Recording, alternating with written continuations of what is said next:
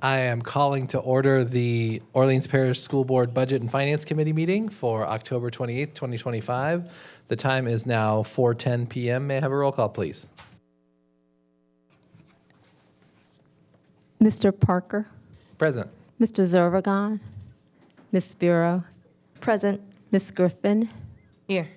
Mr. Marshall, Ms. Eames, Ms. Bodwin. Present. Also present, Dr. Fatima Fulmer, Superintendent, Ashley Harper, and Board Council. You have a quorum. Thank you so much. We are now, I'm now going to defer to our Board Counsel to take us through the rules for public comment. Anyone wishing to speak with regard to items on the agenda should fill out a public comment card and submit it to the board secretary. Cards will be received up to 1/2 hour after the meeting begins. Each person shall be permitted to speak up to 2 minutes as established by the chair. I will recognize the speaker and give the speaker permission to proceed. The speaker shall state their name and address for the board records. Those who have a group concern are encouraged to select a spokesperson from the group to address the concern. Speakers are expected to be as concise as possible and to present their questions and comments in an objective manner in accordance with good taste and decorum, without reference to or insinuations against the board, its members, or school system employees. Disruptions or disorderly conduct at the committee meeting will constitute grounds for the presiding officer to ask security personnel to remove the offender. Thank you so much. Now moving to item 1.3. Do we have any additions, deletions, or modifications to the agenda? We do not. Thank you so much. Is there a motion to adopt the agenda as provided? So moved. It's been moved by Board Member Griffin, seconded by Vice President Eames. All those in favor, please say aye. Aye. Any opposed? The agenda is adopted.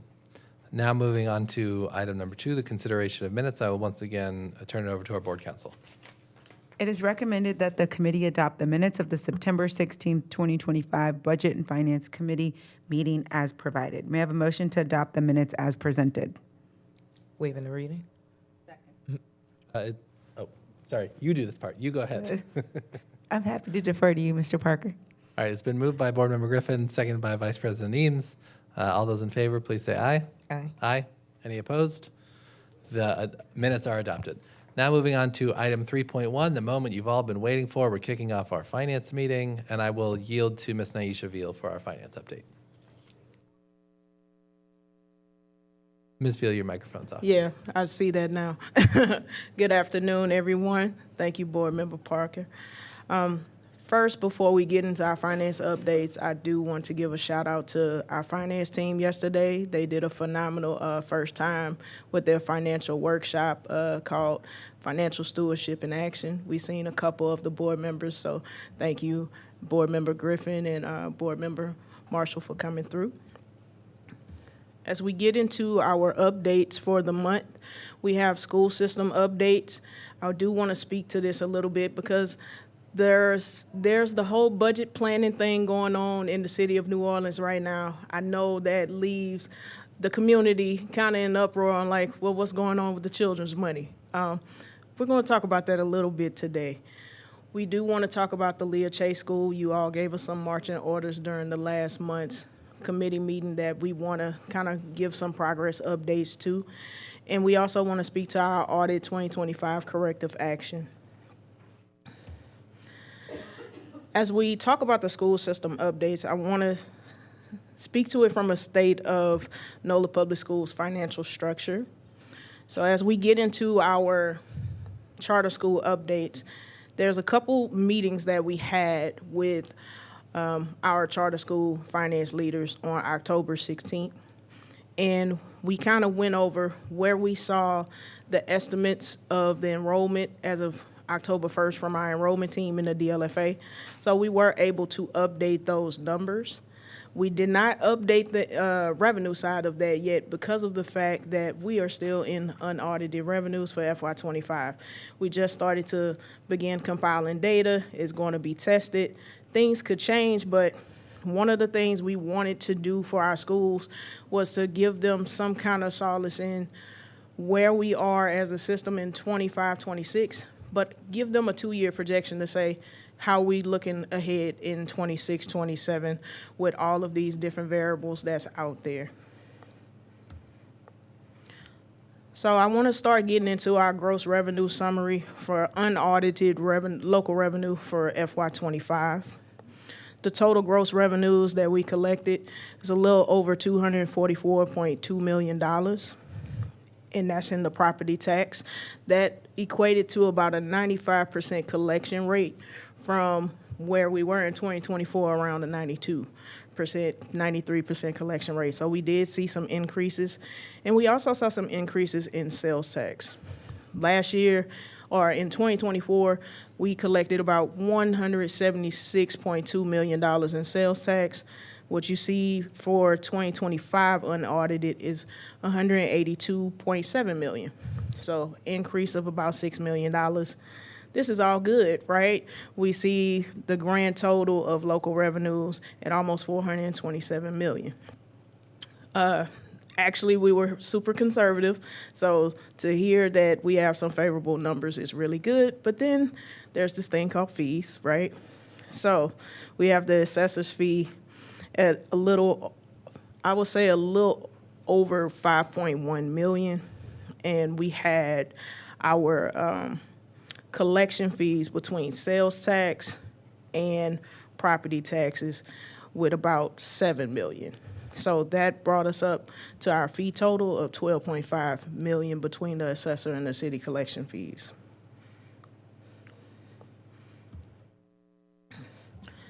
When we talk to our school leaders and our finance leaders about the revenue drivers and just giving them insight into what goes into the funding per pupil, what does not, I wanted to just give some brief reminders and to just give that overview again. So what things are not included in that DLFA?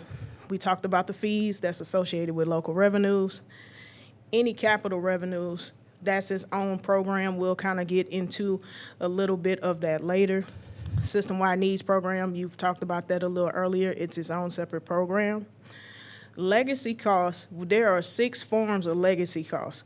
When you talk about the DLFA, that legacy cost categories 5 and 6, which is short-term borrowing costs, along with a 0.1% of ad valorem and sales tax collected, is actually legacy costs carved out and not included in that DLFA calculation.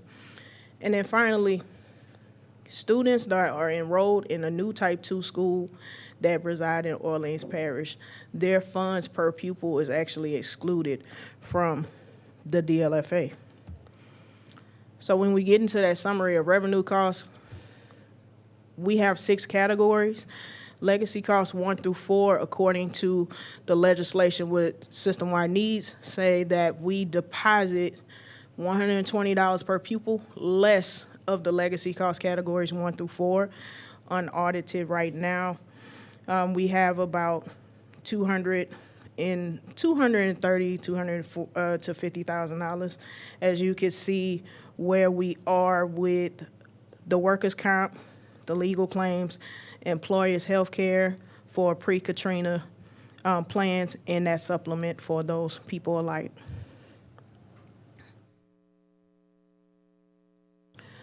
When we talk about how all the local revenues tie into the DLFA, we've talked about the exclusions, we talked about what should not be included. So now we're getting into the actual revenues that's used in the DLFA. So in 2025, we brought net property tax revenues of $208.5 million for the education side. And for reference, we have 45.31 mills. 4.97 of those mills go to capital. The rest will fall into the education category.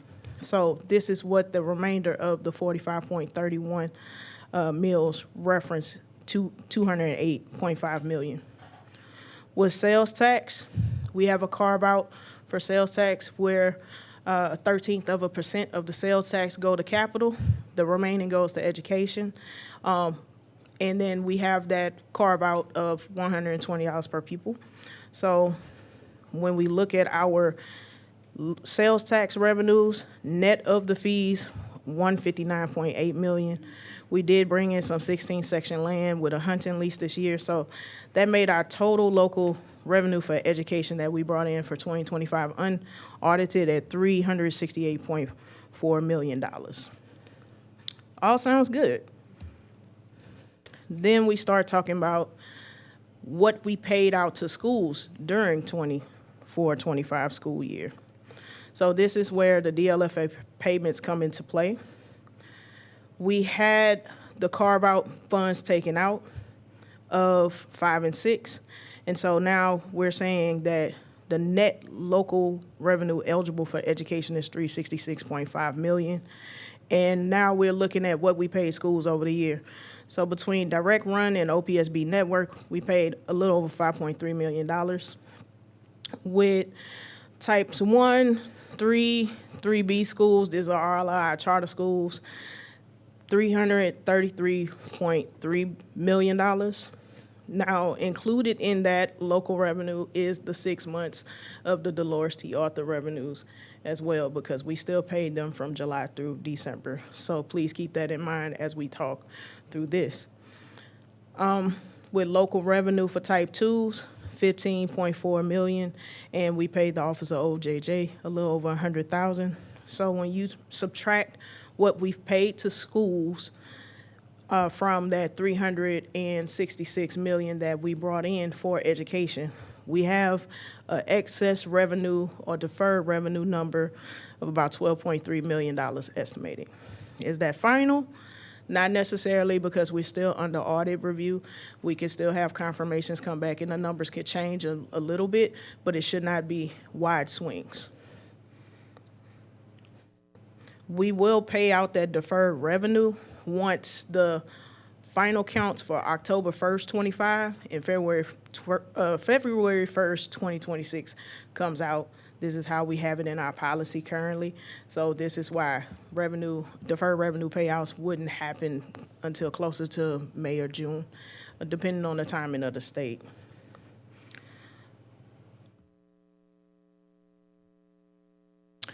Just to get into an overview of the School Facility Preservation Fund dollars, we talked about the 4.97 mils that was carved out of the property taxes for capital repair, and we talked about that 0.13%.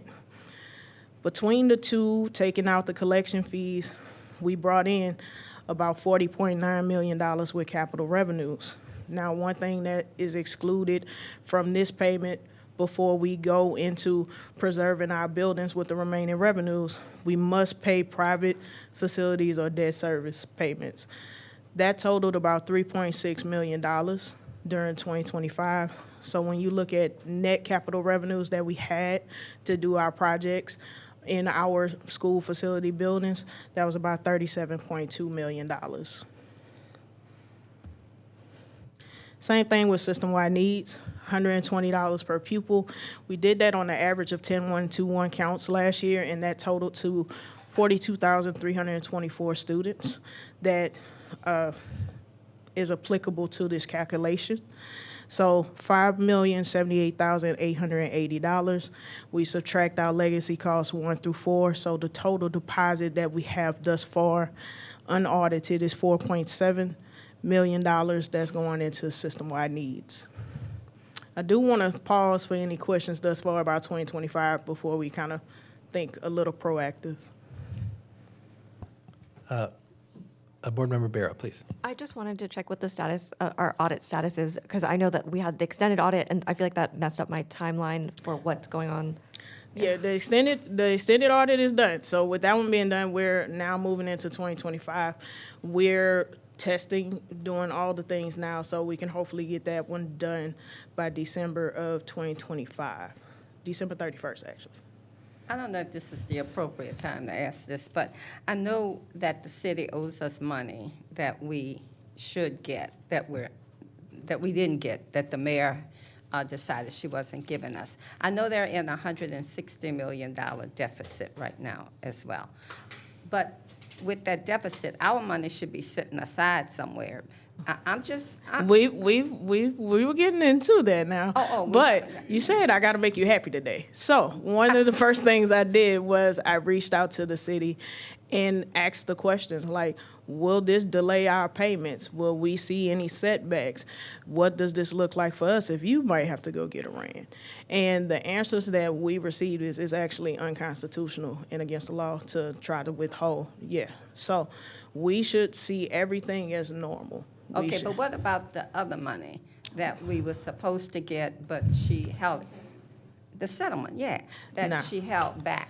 So that money should have been sitting somewhere because she didn't have authority to spend that money because it was authorized that it was due us. So I'm interested to know where we are with that. I know our lawyers are in contact with their lawyers, but that's a pot of money that's sitting somewhere that they weren't authorized to spend. No, I get you. And this is something, again, we talking with lawyers about, so I wish I had more to say, but that's really all I have today. Thank you, Ms. Eames. I had questioning along the same line, so. Just to clarify, so the city has not yet paid the $10 million that was allocated by the council. Correct. And approved by the administration.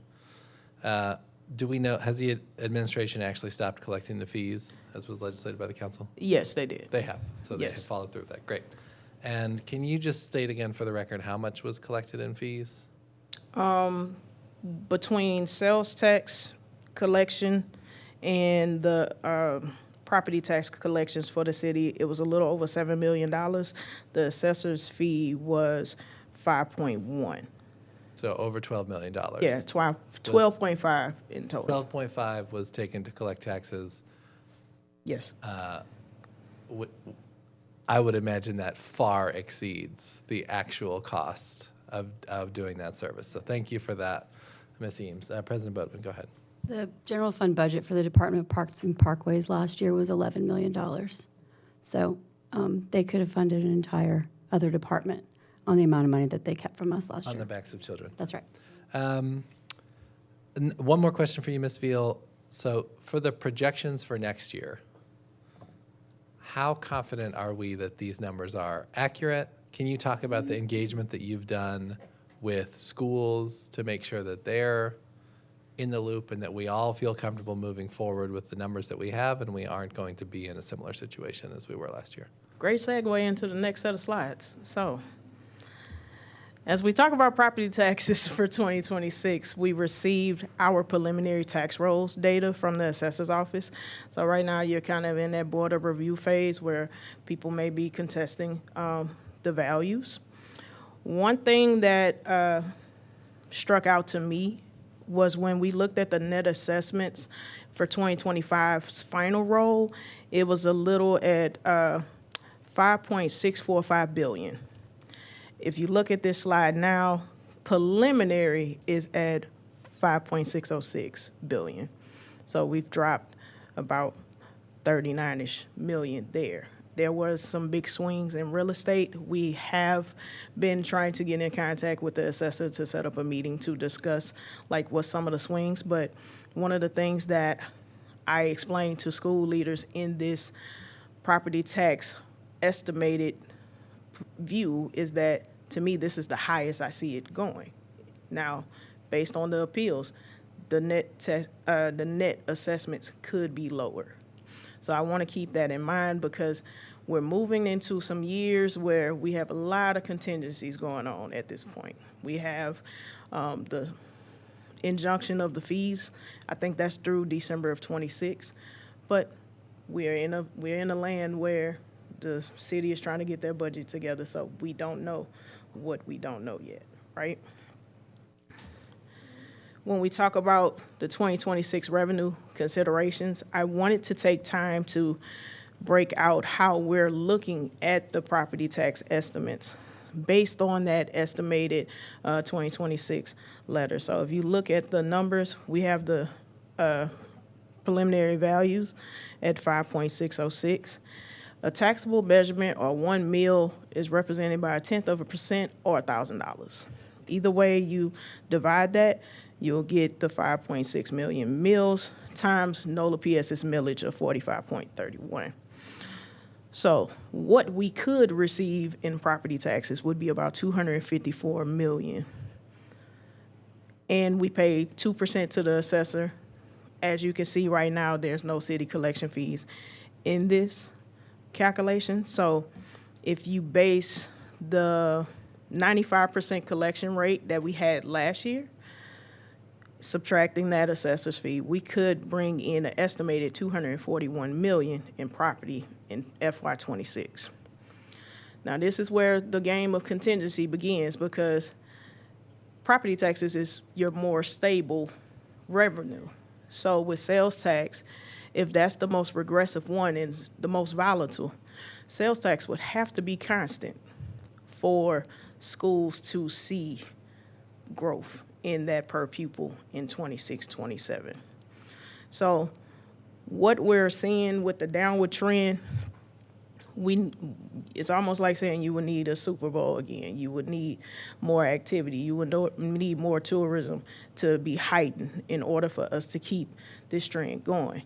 If not, I do foresee us in years where we could be having a negative deferred situation for schools. So now is the time to begin planning. Now is the time to begin talking about these things, because one thing that we have with property taxes is a good bit of those property taxes are going to be expiring December 31st, 2028. And you have to start letting the community know early and now, because New Orleans is very different from the rest of the states, where we actually get our reevaluation December of 27. So you're in the middle of the 27, 28 year before your meals run out. But also you have to think about the action to roll forward or not, because if you take the adjusted meals saying, hey, the money that our school system received the previous year was enough, then we will take the adjusted millage. If you give that up, you can never get it back. So we want to make sure that we start now and early, educating our constituents, educating our communities, and let them know why it's important to put resources back into our students, because the resources we pour into our kids go right back to the economy that we're trying to build. Ms. Field, can you just clarify? So earlier in the presentation, you said the property tax revenues for fiscal year '25 or $244 million. Yeah. And you're now saying for fiscal year '26, you're anticipating $241 million? Yes, based on a 95% collection. And keep in mind, in 2025, some people paid their 2024 tax revenues in our fiscal year.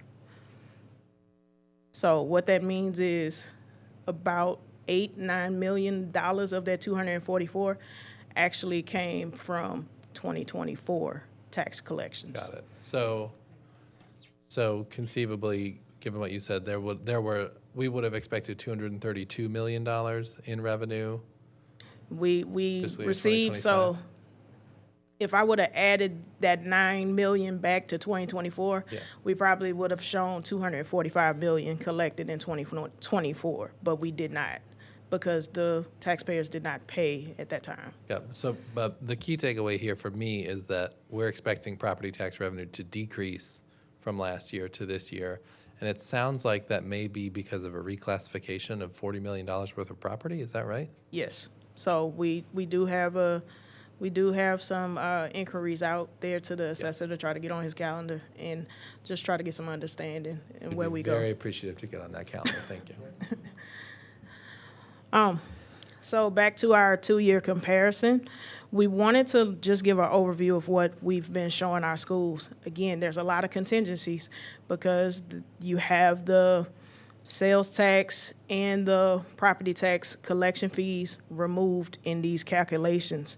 But essentially for 2025, 2026, if all else remains still, you're looking at about $94.24 per pupil, which is a couple $100 higher than what we anticipated.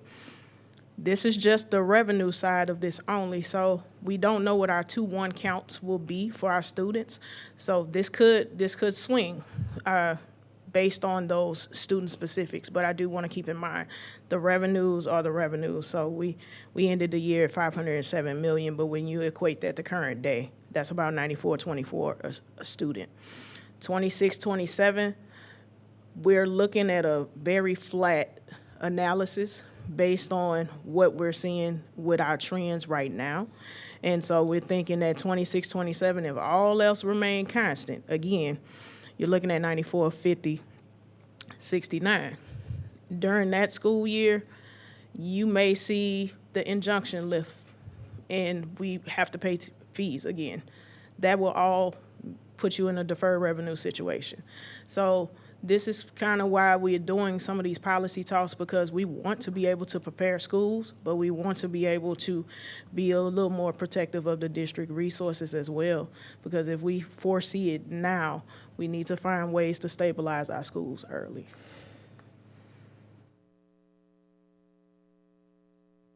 Any questions before we get to the next topic? Okay. Colleagues, any other questions for Ms. Field? I don't have a question, but more so just, this is really interesting so I'm just trying to get a better handle on how do we get better at this? That's really where I'm with it. Like, it's unfortunate that we're having to rely on the city to give us numbers. I'm looking forward to seeing what the assessor says, all of those things. But in the interim, what's happening is we're preparing or doing something, and it's a possibility that our kids may be impacted by what we do, and that's a problem. So I'm just trying to see, have we gave any thought to how can we, while we may not get what we need on the other end, how can we get better at this? I think this is where the conversations of education begin, and this is why we've done the Stewardship in Action workshop yesterday, because we want to give people an understanding of what goes into getting money for schools, what data drives the funding, how can you be more supportive in this system, and we're in a decentralized system. So we got to be able to help our schools, but we also got to be able to understand the drivers for this help, for this assistance. Yeah. Thing. Also, I'm just thinking, how can we, I guess, even just support in terms of telling the council of what we have and challenges with what this comes with, going to the council meetings, having those conversations and saying this is a problem, because at the end of the day, we need to make sure that our kids are getting what they need to be educated. And this, I understand this is what we have and this is what we're using, but I just feel as though that's just at a disadvantage to who we're serving. Yeah, and I think one of the good things that came from the PFM consulting contract was the ability to say what's our best recommendations that we're trying to move towards. So relationship with the city has been one of the things that we've been working on the most. I get it that we're in a space where the city, we don't know what's going on with $160 million, but at the same time, how do we make better relationship? How do we make better talking points to get to them and we get on the same page, because that's the economic mecca for us right now. So we have to be able to engage and work with them a little more. So this is where a lot of my work and a lot of my focus is this year. Mr. Marshall. There's always going to be fluctuations, because you can't ever say whether or not people are going to pay 95% of the real estate taxes or 98% or 100%. You never know from one year to another, and there are things that impact that, right? Same thing with sales taxes and everything. What if we looked at a study over the last 10 years, okay, as to what the fluctuation in sales tax has been? What's the range? Has it been down 7 or 8% one year, up 2 or 3% another year? What's the range of fluctuation? So in sales tax, what's the range of fluctuation in real estate? So the data that we have right now, it is wild swings, but you have to remember we were in years of COVID. So you were in years where there was a standstill. Let's take out those and just see what, basically, how much does it fluctuate from one year to another? What's been the extreme, other than COVID? What's been the extreme? 7 or 8% down in sales tax, up as much as 5 or 6%. What's been the fluctuation? And I asked that for a specific reason. So most of the swings that I've seen in NOLA PS over the last 5 to 10 years is the negative 2% decrease to a positive 2.5. Those were our swings. So you're talking about a 5% swing? Pretty much. In either way, right? Pretty much. So what is 5% of the total budget? Of From the city, from city? I would have to look at their budget to No, give no, I you mean, that. not the city's budget, but what is the amount of revenue that we get from the city? And sales tax? Sales tax, the real estate tax, everything, have a little one. So in 2025, we got 427 million. And so So 5% is about 21. 21. So if we took and took some of the money that we get from a settlement or whatever, or the amount of money that they have been taking from us, and we put it aside and put a $20 million buffer there to cover the extremes, we could guarantee schools would have a certain amount of money going forward for a 3 or 4 year period, right? Theoretically. I don't think I follow you on that one. If your fluctuation could be as much as $10 million, $20 million one way or the other, you're looking at the 5% fluctuation, right? Mm-hmm.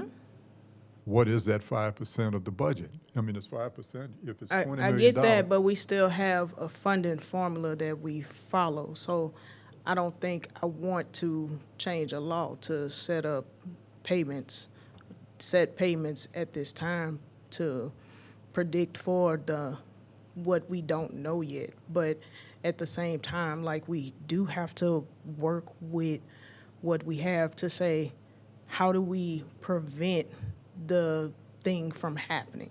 Because right now, in our funding formula, is using prior year local revenues. So I think I understand where you're going, but if it's using the prior year revenues as the baseline of how we pay schools, then this is not something that's a new problem, so to speak. Yeah, and I know it's not a new problem, and I'm searching for ways to solve a very old problem that we continue to have from year to year, because every year we're basing it on a prior year that fluctuates every year. Mm-hmm. So you're estimating every year, and schools keep saying, well, this year is I'm going to be $200 or $300 more per kid. Next year I'm going to be $200 or $300. So how do I hire people, staff people, and keep changing that around every year based on an estimate? So what I'm trying to get to is a way of putting money somewhere where we can guarantee a certain amount of money every year. I got you. We'll take your thoughts into consideration, though. Please. Ms. Field, I think, one, I just want to say, both for this presentation and for the rest of your presentation, I want to applaud you and your team for taking into account the requests of the board members and then being responsive to those requests and how you present this information. I think that's been very helpful for me to understand it. I'm sure I speak for my colleagues. I'm sure they would agree with that. So thank you. I think the other thing I wanted to say regarding what the information you just presented is, as a board, we're going to have to consider a millage renewal. We're going to have to consider a potential roll forward. And we're in an environment where there is a lack of increase in level 1 MFP coming from the state legislature. We've recently been paying $12.5 million in fees and may have to do so again. We're in an uncertain federal funding environment, and costs keep going. Cost of living keeps going up. Cost of employing people keeps going up. So, Dr. Fulmer, I've talked with you in the past. I know you've been in conversations with the Business Council and BGR and these groups. When we talk about a millage renewal, when we talk about a roll forward, I think we need to go in education mode and saying these are the pressures that are on our schools, and they're still producing nation-leading results. I want to highlight that. Just imagine what they could do if they were fully funded. And so those are conversations that we need to be having, both you through your leadership and board members, us in our engaging with our constituents. We need to make sure that's clear over the next several years as we're building the case for a millage renewal or any other funds that we might seek. Yeah, Dr. Fulmer. So on that note, actually what's in my, that will be part of my superintendent remarks on Thursday is that we have brain freeze. we are going to be advertising our meeting on, I think it's November 19th. I'm talking off the cuff because it's not in front of me. But to your point, is during the day, it would be at Ganoff, and it is designed for business and partners to come in and understand school finance, to understand accountability. So some of the series of meetings that we are doing is for different groups. So there are some that are more designed for families who can come, you know, like during the evening, and other community members, but also meetings during the day that can engage our business leaders. Our external affairs team also has meetings scheduled with me and different elected officials. I've included some of those things in my updates, where I am meeting with council and elected officials and things of that nature, carrying the same messaging. And so more of that will keep rolling out, but this November meeting will be the first one that is open for like our business council. So that will start, that will be advertised, but I was gonna release that Thursday, but in the given the nature of this conversation, because it is important for people to understand, and I think Naisha already mentioned our series and doing the workshop is designed so that we're all on the same page with our school finance leaders, so that we're all carrying the same messaging about this work. Thank you so much. As usual, you are 5 to 10 steps ahead of me, so thank you for that, for being proactive there. I think the only other thing I want to say before you proceed, Ms. Veal, is we're in an environment right now where the city council, or the city of New Orleans, has to seek what the council has called a payday loan to make up for their budget deficit.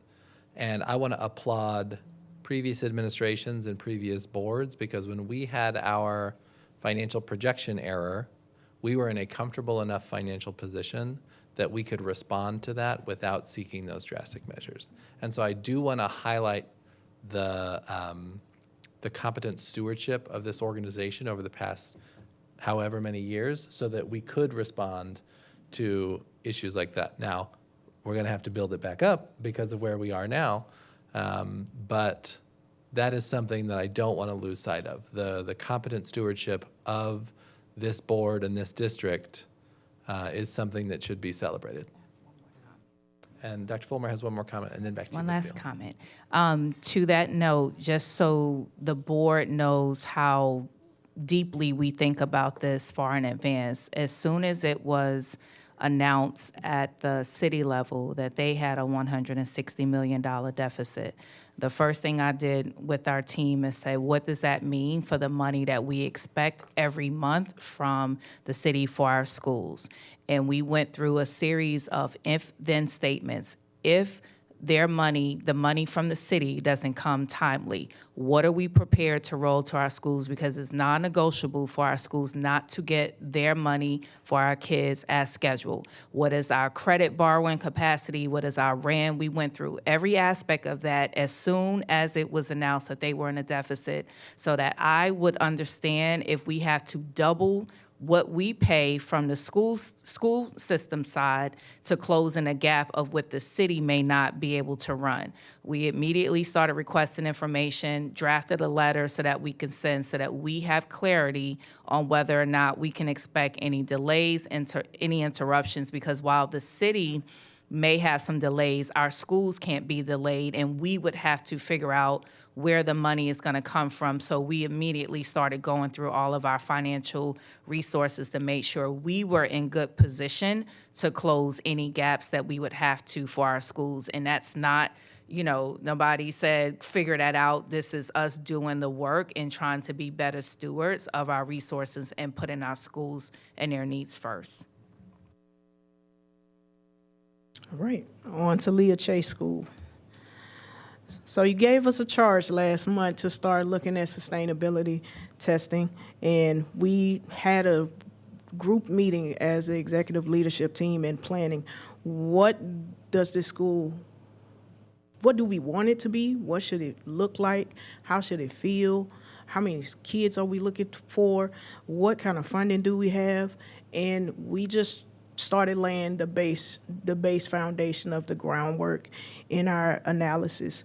So one thing I wanted to lift up as we talked through that beforehand is a lot of questions I receive from the community is, why not go after grant funds? Why not write a grant? Why not get this big opportunity? We're still a political subdivision. Leah Chase is not a component unit, and it does not operate under its own tax ID. So essentially, we will be seen like other traditional districts where Leah Chase lives out the general fund as a school operation, right?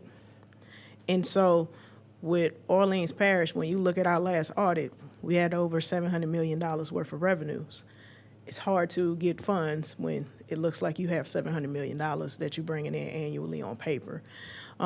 We do try to look at federal funding opportunities like 21st Century. We look at other mental health like federal grants, but we do know we are in a contentious environment at the federal level as well. So we're paying attention. We still have a great team, great grants management team that's going after grants, working with different departments internally to try to get funds. But the reality is it's very difficult because we don't have a charter school growth fund. We don't have all these different local opportunities where we could get tax exempt donations because we're not a 501c3 or we're not a foundation. So I do want to lift that up as we talk through some of this analysis. Ms. Field, sorry, quick question, and I'm just off the top of my head here, but would we, if the school was a type 4 charter where we operate as the board of the school and for all intents and purposes, the school is still a district school with us as the board, if it was a type 4, would that open us up, would that be a different tax ID? Would that open us up to potential? It will still different be types under of the same tax ID. funds? Okay, thank you.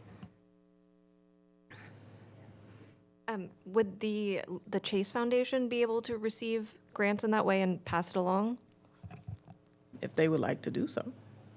And we could also seek other state funding and what have you. Am I asking?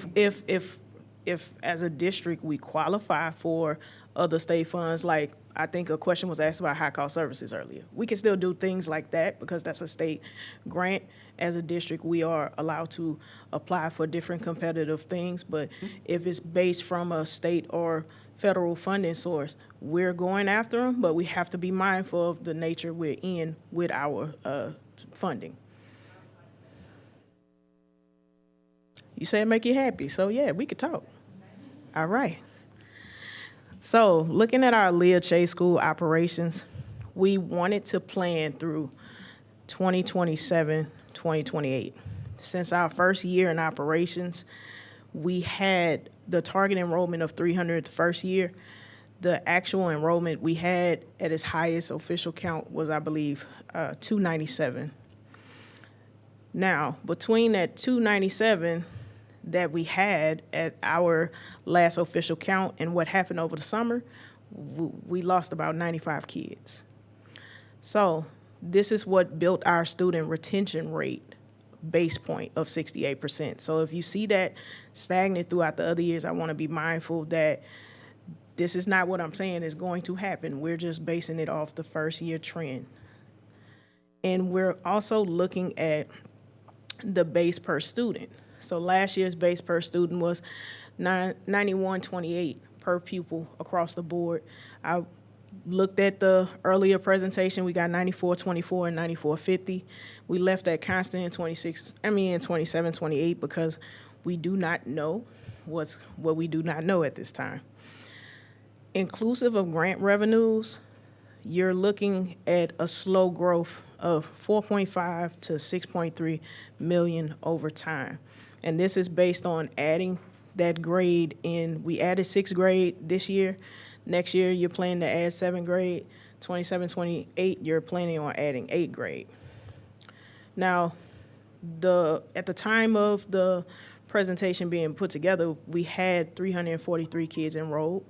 I think today is 338. But when we looked at what that enrollment target was, we had an enrollment target of 400 in total, so that did represent about 85%-ish of the targets. So that's why in 26, 27, and 27, 28, we have some estimated student targets set up, 450 and 550, and based on what 85% of that target retaining those kids, like working hard to retain those kids. We're looking at 383, 468 students in this school. In 26, 27, that's 383. In 27, 28, that's 468 kids. Now, go ahead. Ms. Bureau. I just want to ask about the enrollment target for 400 for 25, 26. We just added a sixth grade class, correct? Correct. We didn't add an entire middle school, so that 100 extra students were intended to be building out the middle school or to go across grades? That was for kindergarten. And we said when we started this that we were going to add a grade every year. That was our target. But when you run into something like this, don't you have to change course and look at, maybe we better add all of our grades to finish this out to get our students? To me, you got to think, out the box. We're in a mess right now. And so if we continue going, waiting to add one grade at a time, I don't think we're gonna ever get where we need to go. And I would like to know, how did we lose 95 kids? I mean, what were the parents saying when they were leaving the school? We're trying to get kids, and instead we losing 95. That's 100 kids a year. Thank you, Ms. Eames. Let's go to Dr. Fulmore and then Ms. Bureau. So I went back to look at when we adopted the model of the school, and in its original presentation, the height of enrollment was presented to be like 520 to Ms. Eames' point, if you're talking about one grade level growing out each year, and then you talk about 2 sections per grade level with a max of 60 kids in 2 through 8, and then 50 kids in K1. So its height, if you met every enrollment and kept every child, would have been 520 kids for 8th grade. If we can do a lot of things, which you will hear us talk about. We can do a lot of things. We can change and, reposition and say, we'll open it up for all grades. What it's going to boil down to is any gaps, which we would talk about today, is that we will incur the costs. Are we willing to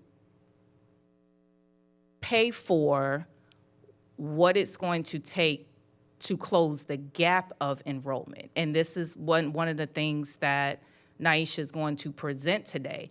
It can be whatever we want it to be if we have the money to pay for it and to front load or to close the gap for what we don't get for enrollment. So one of the things that we want to look at is if the numbers or until the numbers are there, we have to think about the quality of the educational experience that the children deserve while they're there.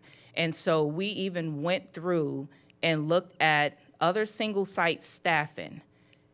There are at one school probably don't quote me, 10 to 13, and I have it written down, more positions that a single site has that we're not even factoring in our staffing right now. So if we were truly staffing at the level of some of the comparable schools that we have, this would be deeper than what it is. So we're just working within the staffing levels that we were permitted to work in when the school was open. When we tried to outline, and I went back to look, like what would be needed, and those constraints were put in terms of how much we can spend, how many kids we had to have to show the need for certain staffing.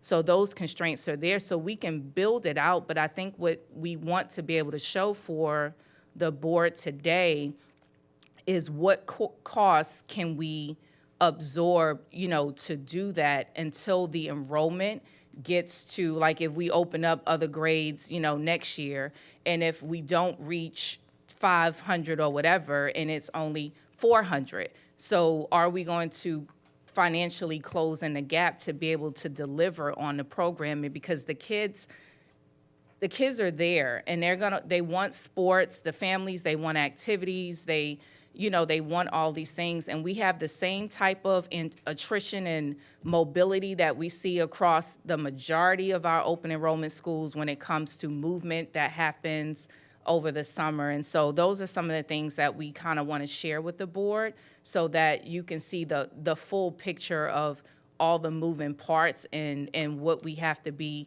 prepared to do if we're going to compare it to other schools that are already fully established, what it's going to take. So that's kind of like the goal, to kind of lay that out for the board.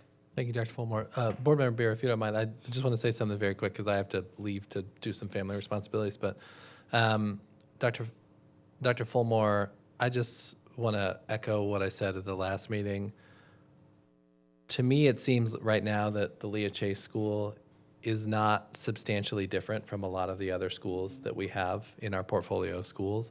And so long-term, I would just encourage you and your team to continue to think about ways that we can differentiate and bring in additional,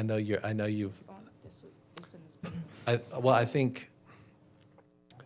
think for me, we need to consider every option that we can, and I know your team is working on that, in terms of whether it's selective admissions or some other sort of programming, whether we can bring in kids. And we also need to be realistic in that we're operating in a world where there are fewer students. And for me, a 500-student school that's fully built out in that very large Tier 1 facility, that's not financially sustainable, and we've got to find a way to fill that building. I don't know what that is. You're the expert here. But that's just sort of the long-term charge that I'll continue to challenge you and your team to think about.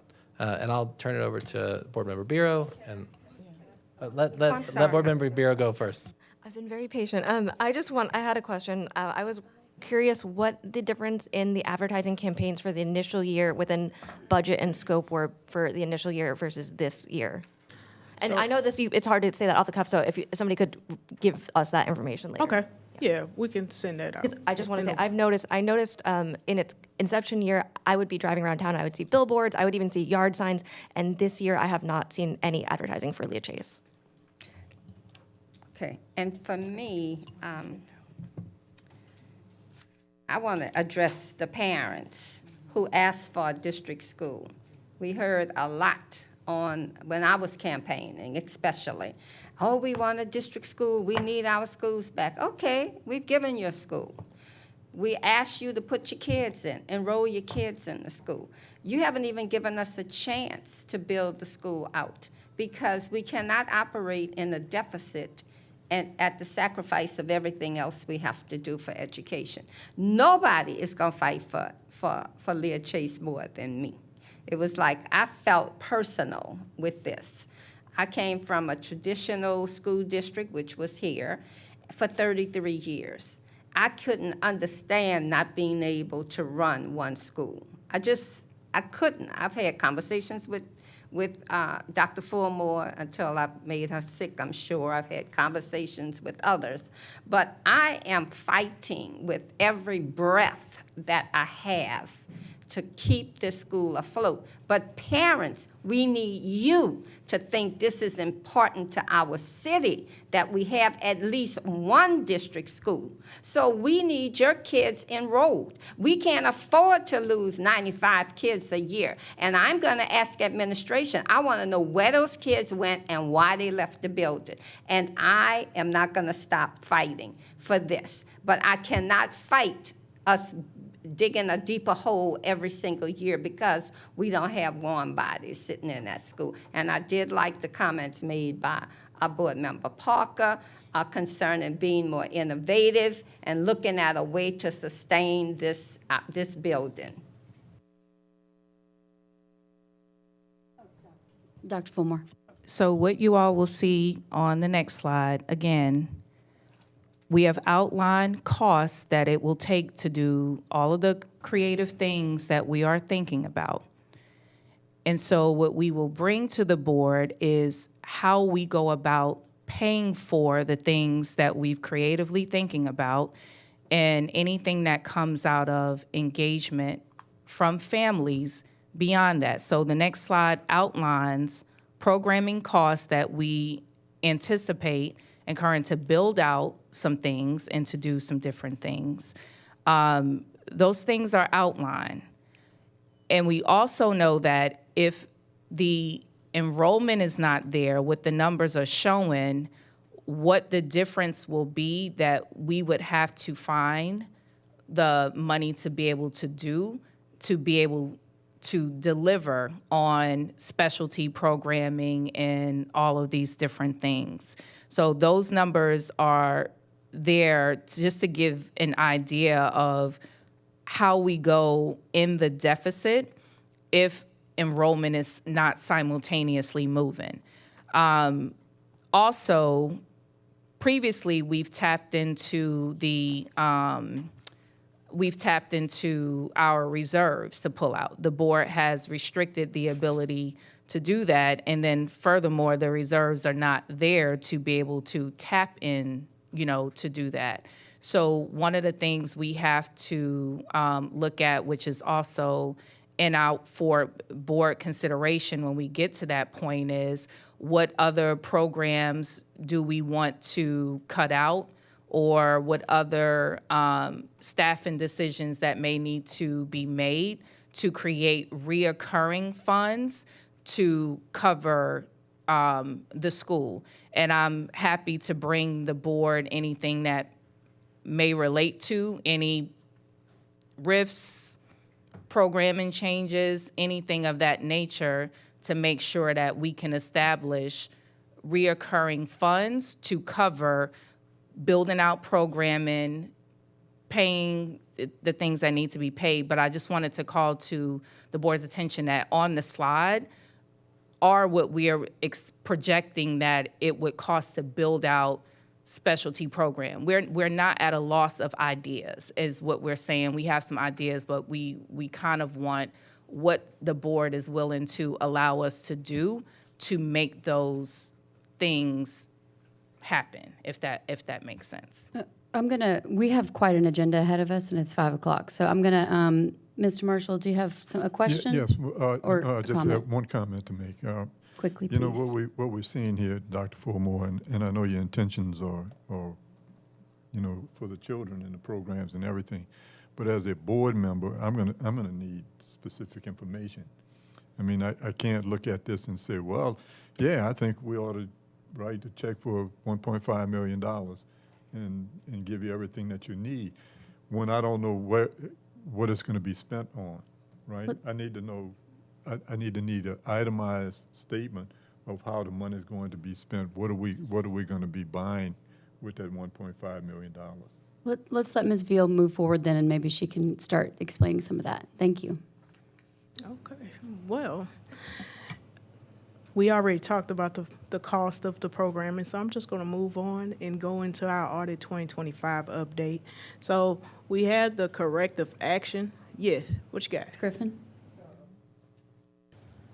If you're moving to the audit, I think we were still on Leah Chase. So are you planning on covering something about Leah Chase in the audit? No. Do Okay. y'all still want to talk? So I just want to Leah make sure on that, because I still had a comment on that before she moves forward. I thought we were going to get the answer to Mr. Well, I also, when you were saying the next slide, is that what you were talking about? Yeah, she explained the next This slide. this is with specialty programming and et cetera. Yes. So the programming cost for the $357,609, that actually represents a lot of our specialty extracurricular programming. We do have a document I believe was shared. If not, we can get that over when ready. This is new programming or programming that it currently exists? Arts integration. Is that new programming or programming that it currently exists?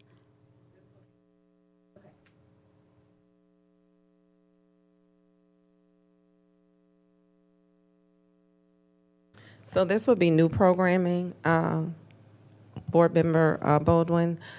In this, what we're giving you is a snapshot of what the cost breakdown would be and what the surplus and or deficit would look like. And so the specifics around what each of these categories, what's represented. We can get that to the board, but this is to give you a snapshot. That's what we're doing today. Ms. Griffin? So only thing else I wanted to add, I know that there was a conversation in terms of us building it out, 6th grade, 7th grade, 8th grade. Is there any way that we can see what that looks like if you put it all together and build out, like do the 7th grade, the 8th grade? And then I'm also seeing that you guys are adding early childhood in 2026, 2027, right? Is that what I'm seeing? That's correct? Okay, so I'm wanting to see if there's Yes. any way, like there was a question in reference to us not building it per year, that we do it all and see what that looks like.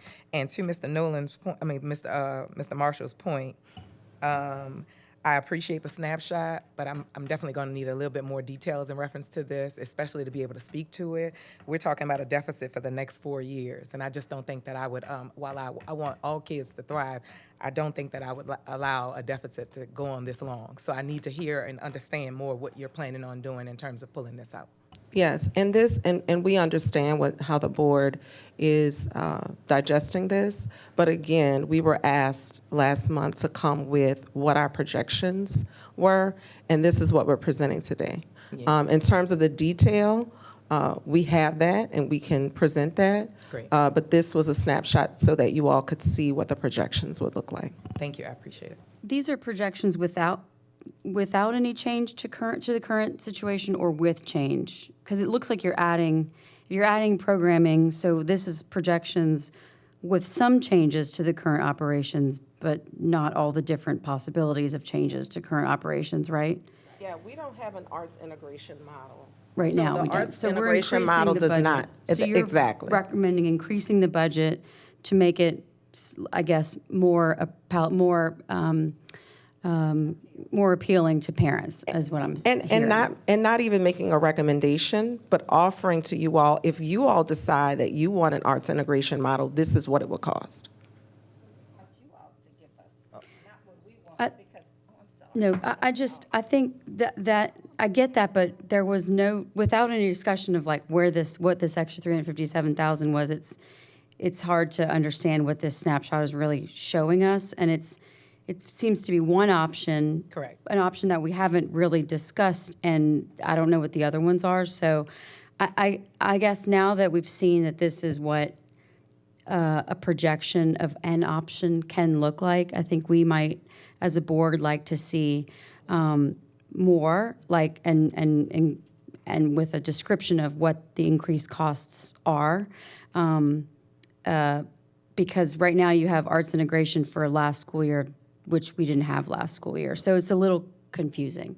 I understand that we asked you this last month, and there's a lot more information that we're asking for and that you guys have to present to us. So I will say that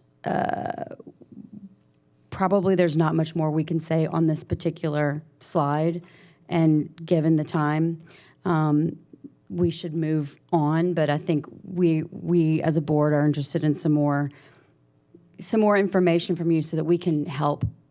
We can make a decision. We understand that you're looking for guidance from us, but we need to know more about what I know y'all are sort of gaming out different scenarios. If this is one of them, what are the others? I guess is some of feels like the feedback that the group is coming to. So let's move. I think let's move to the audit. Yeah, We appreciate it. Thank y'all so much. Thank you. So as we get into our audit corrective action status, one thing that was given to us last month is just to go by the findings and let you know where we are in progress. So when we talk about items 1 through 3, which was around internal controls with capital assets and receivables and payables, this is something that we actually went and got a firm to help. Since September, we've had a lot of changes with some staff, and we had some key staff members leave. And so we hired a CPA firm to help assist us with getting our year-end closing and our year-end reconciliations together in both AR, AP, well, accounts receivable, accounts payable, and our capital asset accounting. So those two things we do think will be resolved by the December 31st audit. We've been having weekly calls with the Richard CPA group. We're confident that we can get the things done on time, and we've been working closely with Eisner Amper doing weekly calls as well with the auditors, just to let them know where we are, how things are coming along. As you heard last month with the violation of the Budget Act, we would have had to have all our amendments in place before June 30th. One thing that I was very intentional about is as auditors gave me updates, this is why I kept bringing budget amendments to the board to make sure we are within our 5% rule of the Local Government Budget Act, where we don't exceed our expenditures don't exceed those revenues by 5%. With the OPEB, we have done our work with Gallagher, who was doing our census data, and we're doing all of those updates. So as far as 1 through 6, really 1 through 7, we're looking at being completed by December 31st, because 2 of those findings go away by just submitting on time.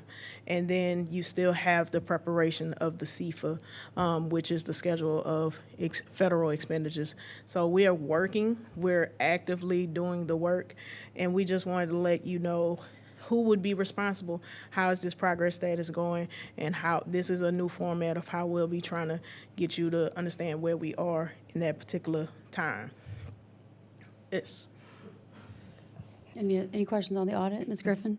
So not so much particularly on this audit. I remember when the auditors were here last month, they were already saying that we were, I think, on a 3 strike. We had already hit our 3rd time of which that we did some things. And then I also know that you said that you hired a CPA firm to come on in, and we're also 10 months into this year for the 2025 audit, right? Because we still need to get ready for our audit for, which audit? So we are, June 30th of 2025 is the audit we're undergoing. And then So we have 6 months to get that one done. So between July 1st and December 31st, we're trying to get 2025 And audits. is that, so I'm asking in reference to the audit firm that we're hiring, they're getting you up to, The accounting firm, sorry. accounting firm is Yes. here to help us get our audit out by December 31st. This one, the current Yes. one, correct? Correct. Okay, awesome sauce. We- And we were behind on some things, correct? We were, but it's closed out. 24 is closed out. Is no more. Now we're straight. We went straight into 2025 testing. We've been doing a lot of the preliminary work. I was in the back uploading samples just now, so Okay. I we just are wanted to doing make- the work. So is there anything else that you need to be able to get it, to make sure that we don't have any No, in terms of not we- being late or anything? No, we have everything we need. We have an active and engaged group, and we're confident that we can get things moving quicker. Okay, thank you. Thank you. You all right? Mm-hmm. Thank you. Oh, Oh, finance and you action. want me? Okay. Yeah. It was just a. That was just the last question on the audit. No, that's what I say. Really, we're done with our presentation. Just remind us that we're presenting the budget amendment 1 in November. So we're getting ready to just look at the Q1 and see how we're trending. Awesome. Thank you so much. I'd like to. Mr. Marshall? I'd like to make a motion that we move all of, since we're down 3 board members, and we'll more than likely have to discuss these action items at the board meeting. I would make a motion that we move all the remaining action items to the board. We've only lost 2 board members, so we have plenty quorum, and I think you want to just pass them all in Globo. Is that what you're saying? Yes. Is that Pass possible? them on to the board. We're only passing them on to the board meeting. We're not voting to pass any of them. Do you We have 17 of the quick ones that we just have to change order kind of things. Presentations, no. Are there any seconds for Mr. Marshall's motion? Okay, hearing none. Let's move through the action items. Action item 4.1, Request to approve change order number 2 to contract for flooring replacement Harriet Tubman School. Recommended action. It is recommended that the Orleans Parish School Board approve change order number 2 to the contract with Project One Developments, LLC, for flooring replacement at Harriet Tubman School in the amount of $47,125.17, and authorize the General Counsel to prepare the change order for the signatures of the Board President and the contractor. May I have a motion to move item 4.1 to the full Board? Second. It's been moved by Vice President Eames and seconded by Ms. Bureau. Is there any public comment for any of these? There is no public comment for this committee meeting. Okay, any board comment? Yes, I do have board comment in reference to this one. I want to verify what's happening here on this particular change order. I'm looking at it. It says that we put floors down and something changed, and now we're pulling floors up because something was wrong with the coloring or Mr. something. Leduff? I'm going to have John Holmes, Executive Director of Capital Planning, to come up and speak to it. Thank you. Hello. So you may recall when we've talked about change orders before, they fall into a couple of different categories. This one, unfortunately, touched in all of the categories. So we started, the architects ordered floors. The schools picked out the color they liked. There was 2 alternatives. The primary wasn't available. One of the alternatives came in instead. They didn't really look at it close enough. We started to lay the floors. We laid them in the wrong direction, and nobody caught it until about half the floors were done. So they pulled them back up. We went back with a different color, and everyone in the process is taking a hit on the cost. The architect's clawing back some of his fee. We're taking some of the fee back from the company that did it, and we're contributing because we missed it in the supervision as well. So this is just one of those unfortunate circumstances where that's what happened with this. My only concern here, if you don't mind, just for me, just because I'm asking, while I understand that there were some challenges and things, I would really like to see how much are we absorbing, how much are they absorbing, and how much of, I want to see all of that. How much is everybody absorbing? This is for a floor to go down and no one catch it. Yep. And a floor, and then we pull it up, and now we have to do a change order for it. Oh, There's a problem here. Right, but only the portions, I don't disagree with that, and we've had pretty extensive conversations with everybody that was involved. Everything that didn't get laid is being returned for the credit, so it's just the portions that actually got laid that we're buying. We're not being charged the labor on it, and like I said, the architect is working on that. But we can get some additional numbers for you, but this is, it's a supervision thing. This was the floor, once they start laying the floors, the subfloors and all that is where most of the work is. And when they started laying the new floor, it was literally, I think, a day and a half before somebody came in and realized, oh, that's not what we thought it was going to look like. And oh, by the way, they were laying the floors this way as opposed to a long ways. So immediately when you walked in it, you were like, the floorboard should be running long down the hallway, right? It's one of those things. And they had just, that quick got ahead of us on the process. So it's unfortunate, but it's just one of those things. Appreciate it. Thank you. Yes, ma'am. Okay, we have a motion and a second. All those in favor? Aye. Aye. Any opposed? That moves Aye. on. Okay. That motion passes. We moves on to the full board on Thursday. Action item 4.2, request to approve Second Amendment to contract for groundskeeping services.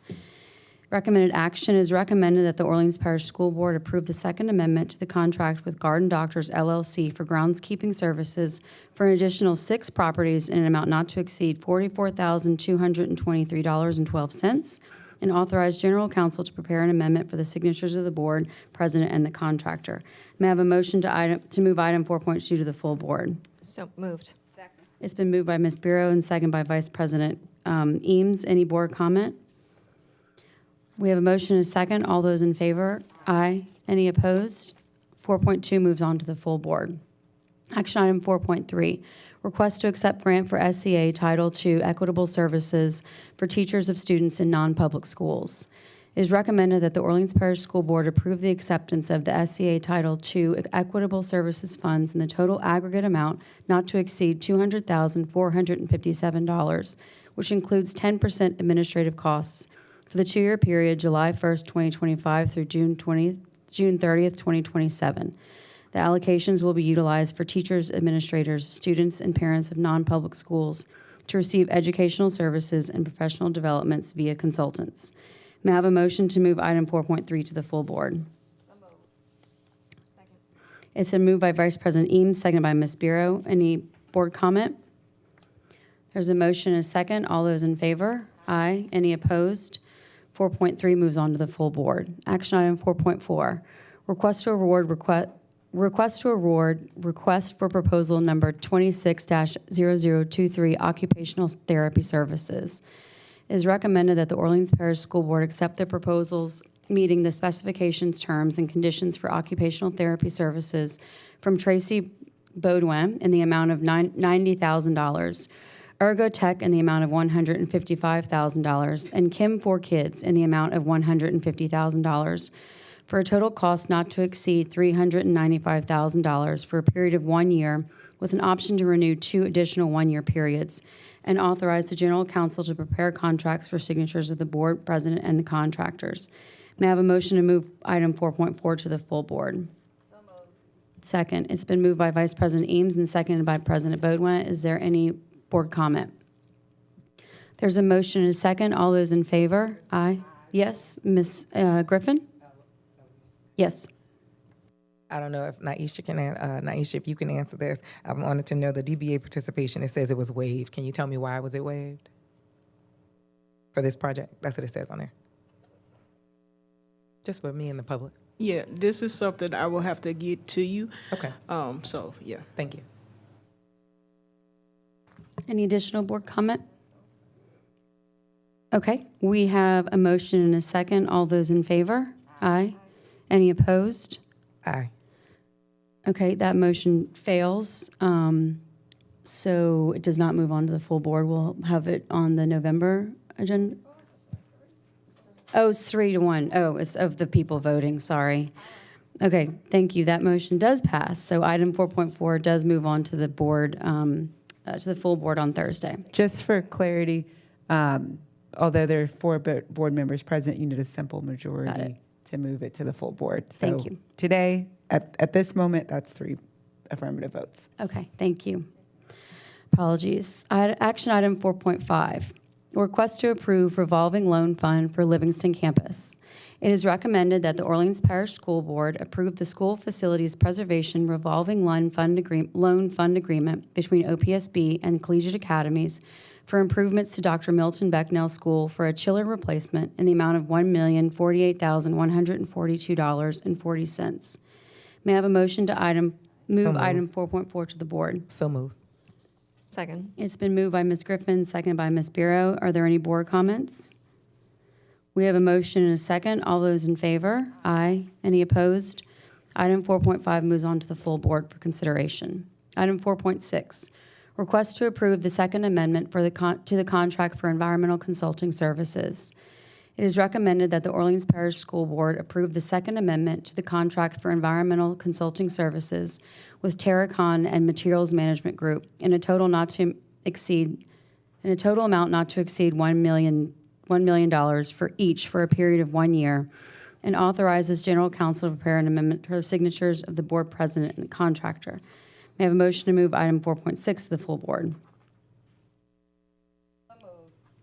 Second. It has been moved by Vice President Eames and seconded by President Baudouin. Are there any board comments on this item?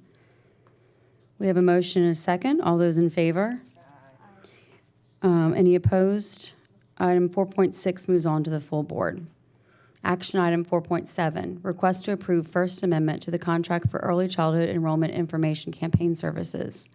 It is recommended that the Orleans Parish School Board approve the First Amendment, which is the first renewal to the contract for early childhood enrollment information campaign services with Pavi Studio LLC in the amount of $300,000 for a period of 1 year, and authorize General Counsel to prepare an amendment for the signatures of the Board President and the contractor. May I have a motion to move item 4.7 to the full board? So moved. Second. It has been moved by Ms. Bureau, seconded by President Baudouin. Any board comment? We have a motion and a second. All those in favor? Aye. Any opposed? That moves, 4.7 moves on to the full board. Action item 4.8, request to approve the First Amendment to SOW 12, Flows in Communications Business Process Improvements. It is recommended that the Orleans Parish School Board approve the First Amendment to SOW 12 for Flows in Communications Business Process Improvements with Carasoft, who holds a Louisiana state-approved contract to extend the current contract end date from September 30th, 2025 to November 30th, 2025. May I have a motion to move item 4.8 to the full board? Second, it's been moved by Vice President Eames, seconded by President Beaudoin. Is there any board comment on this? I have a question. Ms. Griffin? Just making sure. So there's really no dollar amount on here. We just need to put this on because we're extending their contract? That's really what this boils down to? Okay. Just was asking. Thank you. I appreciate it. For the record, that answer was yes. There's been a motion and a second. All those in favor? Aye. Any opposed? You're opposed?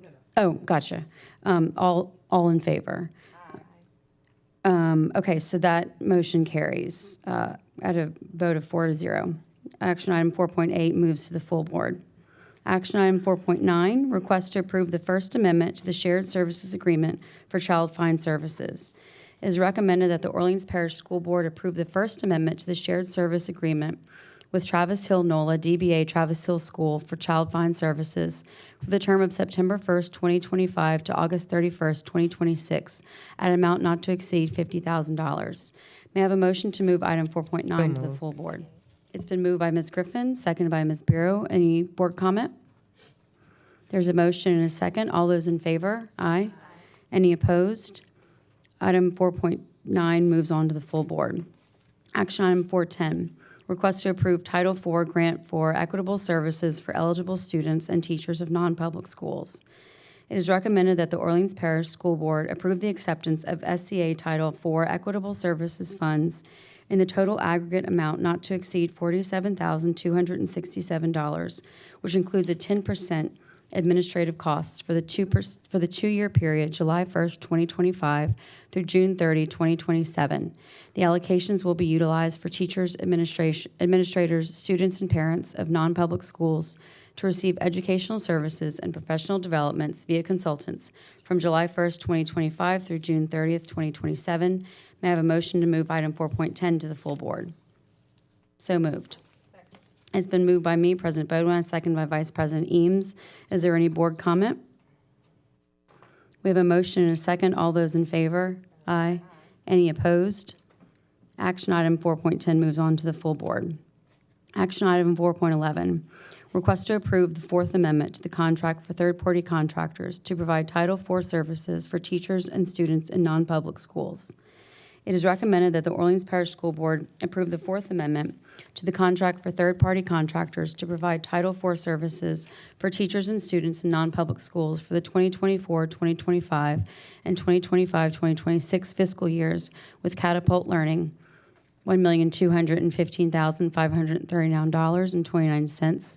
Costanza Enterprise 2, LLC, DBA Sylvan Learning, $486,055.26. Learn It Systems, $1,554,506.22, for a total amount not to exceed $3,256,100.77. May I have a motion to move item 4.11 to the full board? So moved. Second, it's been moved by Vice President Eames and seconded by President Beaudoin. Any board comment? Yes, Ms. Griffin. I have a question just in reference to this. Didn't we just approve a contract for Title IV funding from C-Title? Yeah, we did. Yeah, we have several non-public services providers for our non-publics because we have like over 50-something schools that we do these services for. So we have about 3 to 4 different vendors that do third-party contracting services for it. I was a Title I executive director, so I can kind of speak to this, that those kids must receive the same services that our kids receive in a public school, and that money is reserved for them and services. And we don't physically go out as teachers and what have you from our district, but vendors go in to provide that service to those kids. So you may hear several contracts come up for their services. And then, so my next follow-up is it for, so all these different vendors are going to the different 50 schools, or is there one vendor for a particular school? They go to, all of the vendors go to all of the different schools. Okay, thank you. Yes. Any additional board comment? Okay, we have a motion and a second. All those in favor? Aye. Any opposed? Item 4.11 moves on to the full board. Action item 4.12, request to approve the third amendment to the contract for third-party contractor for Title II supplemental services for eligible non-public schools. It is recommended that the Orleans Parish School Board approve the third amendment to the contract for third-party contractor for Title II supplemental services for eligible non-public schools with Learn It Systems for a one-year period in the amount not to exceed $276,231.19 carryover funds for the 2024-2025 fiscal year and $110,414.98 allocation for the 2025-2026 fiscal year, for a total amount not to exceed $386,646.19. May I have a motion to move item 4.12 to the full board? So moved. It's been moved by Vice President Eames and seconded by Ms. Bureau. Any board comment? We have a motion and a second. All those in favor? Aye. Any opposed? Item 4.12 moves on to the full board. Action item 4.13, Resolution 2425, Sale of Revenue Anticipation Note Series 2025. It is recommended that the Orleans Parish School Board adopt Resolution 2425, authorizing the sale and delivery of a $50 million Orleans Parish School Board Revenue Anticipation Note Series 2025 to DNA Asset Trust, a wholly owned subsidiary of J.P. Morgan Chase Bank, N.A., and providing for other matters with respect to the foregoing. May I have a motion to move item 4.13 to the full board? Second, it's been moved by Vice President Eames and seconded by President Beaudoin. Is there any board comment? We have a motion and a second. All those in favor? Aye. Any opposed? Item 4.13 moves on to the full board. Action item 4.14. Resolution 2525 RE 2024-2025 Louisiana Compliance Questionnaire. It is recommended that the Orleans Parish School Board approve Resolution 2525, approving the FY 2024-2025 Louisiana Compliance Questionnaire as part of the state legislative auditor's requirement for the completion of audits, authorizing the board president to execute any and all relevant documents, and authorizing the administration to submit the questionnaire as required by the legislative auditor. May I have a motion to move item 4.14 to the full board? So moved. It's been moved by Ms. Bureau, second by President Beaudoin. Are there any board comments on this? We have a motion and a second. All those in favor? Aye. Any opposed? Action item 4.14 moves on to the full board. Action item 4.15. Request to award ITB 25 FAC 0033 for roof replacement at Mary Keller Zervagon School. It is recommended that the Orleans Parish School Board accept the bid for roof replacement at Mary Keller Zervagon School from Roofing Solutions, LLC, in the amount of $468,200, which includes the base bid of $412,500 and alternates 1, 2, and 3, totaling $55,700, and to authorize the General Counsel to prepare the contract for signatures by the Board President and the contractor. May I have a motion to move item 4.15 to the full board? So moved. It's been moved by Ms. Griffin, second by Ms. Bureau. Is there any board comment? We have a motion and a second. All those in favor? Aye. Any opposed? Action item 4.15 moves on to the full board. Action item 4.16. Request to approve qualified list of architectural firms under RFQ 25-0087 and RFQ 25-0087A for architectural services. It is recommended that the Orleans Parish School Board approve the following qualified list of architectural firms meeting specifications, terms, and conditions for architectural services under RFQ number 25-0087 and RFQ number 25-0087A, which was issued to expand the existing pool of qualified architectural firms to be assigned to various projects on a rotating basis over a period of 3 years, with the option to extend use of the list for 2 additional one-year periods, but not to exceed a total of 5 years. Albert Architecture, AQ Studios Architects, Grace Design Studios, LLC, Mark I. Baum Architect, LLC, Mathis Briere Architects, APC, Meyer Engineers Limited, Modus, Inc., NY Associates, Inc., Praxis, LLC, Studio Cairo, LLC, Studio West Design and Architecture, LLC, Studio Rise, LLC, Chaplain Pierce Architects, APC, Verges Rome Architects, APAC, Williams Architecture, LLC, Adamic Architecture, Bell Butler Design and Architecture. Concordia, Murray Architects, Inc. Nano, Perez, Seisler, Thompson Brown Architects, and Wagner and Ball, a Moffett and Nichols Studio. May I have a motion to move item 4.16 to the full board? Second, it's been moved by Vice President Eames and second by President Beaudoin. Is there any board comment? We have a motion and a second. All those in favor? Aye. Any opposed? Item 4.16 moves on to the full board. Action item 4.17. Request to approve the First Amendment to contract for professional governmental relations services. It is recommended that the Orleans Parish School Board approve the First Amendment to the contract for professional governmental relations services, the advocacy partners, in the amount of $95,400, exercising the first renewal option for the 2025 calendar year. May I have a motion to move item 4.17 to the full board? Second, it's been moved by Vice President Eames, second by President Beaudoin. Any board comment? We have a motion and a second. All those in favor? Aye. Any opposed? Aye. Okay. At a vote of 3-1, action item 4.17 moves on to the full board. There are no further items on the agenda. May I have a motion to adjourn? It's been moved by Ms. Barrows, second by Vice President Eames. All those in favor? All those opposed? The time is now 5:40. This meeting is adjourned.